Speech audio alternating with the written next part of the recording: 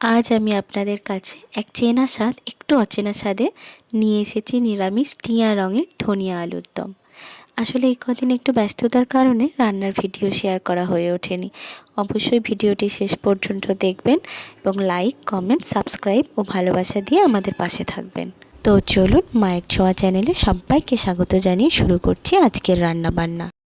প্রথমে আলুগুলি কেটে ভালো করে জল দিয়ে ধুয়ে নেব। এবারে প্রেসার কুকারে আলুগুলি দিয়ে অল্প পরিমাণ জল ও অল্প পরিমাণ লবণ দিয়ে সেদ্ধ করে নেব।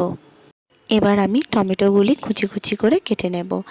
এবার লঙ্কাগুলি আমি চিড়ে নেব। এখানে আমি 8 থেকে 9টা লঙ্কা নিয়েছি, আপনারা আপনাদের পরিমাণ মতো নেবেন। যেহেতু টিয়া রঙের ধনিয়া আলুর দম হচ্ছে, তাই ধনেপাতার পরিমাণটা আমি একটু বেশিই রেখেছি।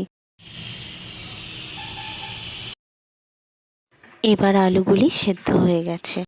এবার গরম কড়াই 2টো দারুচিনি, 2টো এলাচ, 2টো লবঙ্গ, 2টো তেজপাতা, 1 চামচ জিরে ও শুকনো লঙ্কা দিয়ে তেল দিয়ে ফোড়নটা তৈরি করে নেব।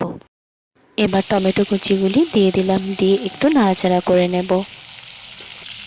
এবার চিড়ে রাখা কাঁচা লঙ্কাগুলি দিয়ে দিলাম, দিয়ে বেশ ভালো করে ভেজে নেব।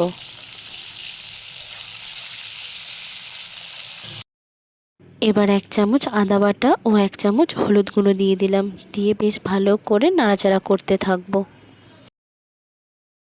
এবার স্বাদ মতো লবণ দিয়ে দিলাম। লবণটা দেওয়ার সময় মনে রাখতে হবে আলু সেদ্ধর সময়তেও আমরা লবণ দিয়েছিলাম। অল্প একটু জল দিয়ে আবারও ভালো করে কষিয়ে নেব। এবার সেদ্ধ করে রাখা আলুগুলি জল সমেত দিয়ে দিলাম। এবারে কিছু পরিমাণ ধনেপাতা দিয়ে বেশ খানিকক্ষণ নাড়াচাড়া করতে হবে। বেশ ভালো করে ফুটিয়ে জলটা একটু শুকনো করে নিতে হবে। আবারও কিছু পরিমাণ ধনেপাতা দিয়ে দিলাম।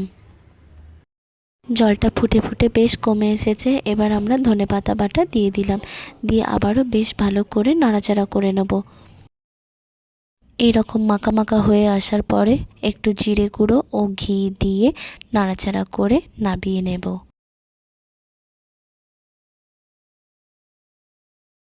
এবার গার্নিশের জন্য উপর থেকে একটু ধনেপাতা কুচি ছড়িয়ে দিলাম।